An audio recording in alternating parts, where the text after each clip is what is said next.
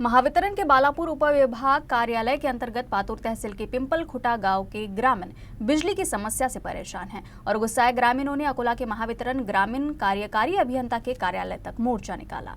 Pimple खुटा को प्रतिदिन 8 घंटे 3 फेज बिजली दी जाती है, लेकिन उसमें से 5-6 घंटे लाइन में खराबी आने के कारण बंद रहती है। शेष समय सिंगल फेज पर कम वोल्टेज के कारण उपकरण काम नहीं करते। इससे नागरिकों को अनावश्यक परेशानी होती है। इसलिए स्थायी 3 फेज बिजली आपूर्ति की जाए। पिंपल खुटा गाँव में बढ़ती बिजली की खपत को देखते हुए नया डीपी लगाया जाए, लोड शेडिंग बंद की जाए और पेड़ों की वृद्धि को देखते हुए बिजली के तारों पर आ रही बाधाओं के कारण पेड़ों को तुरंत काटा जाए और अन्य मांगों को लेकर सामाजिक कार्यकर्ता संदीप कवले के नेतृत्व में ग्रामीणों ने मोर्चा निकाला और महावितरण कार्यालय पर धरना दिया। कवले ने चेतावनी दी है कि अगर ये मांग पूरी नहीं की गई तो सैकड़ों ग्रामीण महावितरण कार्यालय तक मोर्चा खोलेंगे। आम्हाला गावामध्ये लाईन तर मिळते, पण आम्हाला योग्य पुरवठाच मिळत नाही लाईनचा। ते 11 केव्ही असतं ना, तर त्याच्यामध्ये आपल्याला तो जास्त वाढून अर्थिंगमध्ये किंवा मग त्याच्यामध्ये सप्लायमध्ये काय प्रॉब्लेम येते हे आम्हाला टेक्निकल नॉलेज नाही आहे।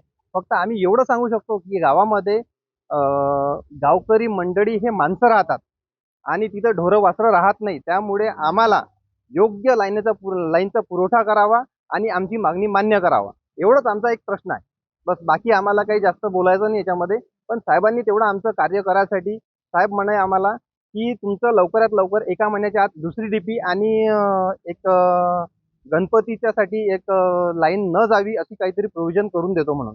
पातूर तालुक्यातील पिंपळखुटा येथे राहत होते। तिथे काही थोडा व्होल्टेजचा इश्यू आहे असं त्यांचं म्हणणं आहे आणि लाईनीचा इश्यू आहे। तर तो आपण इमिडिएट उपविभागीय अधिकारी याच्यावर आदेश दिलेले आहेत किंवा हे वारावादळ पाऊस असल्यामुळे त्याचं चेकिंग घेत आहे, तर ते आपण लवकरात लवकर सोडवण्याचं त्यांना सांगितलेलं आहे।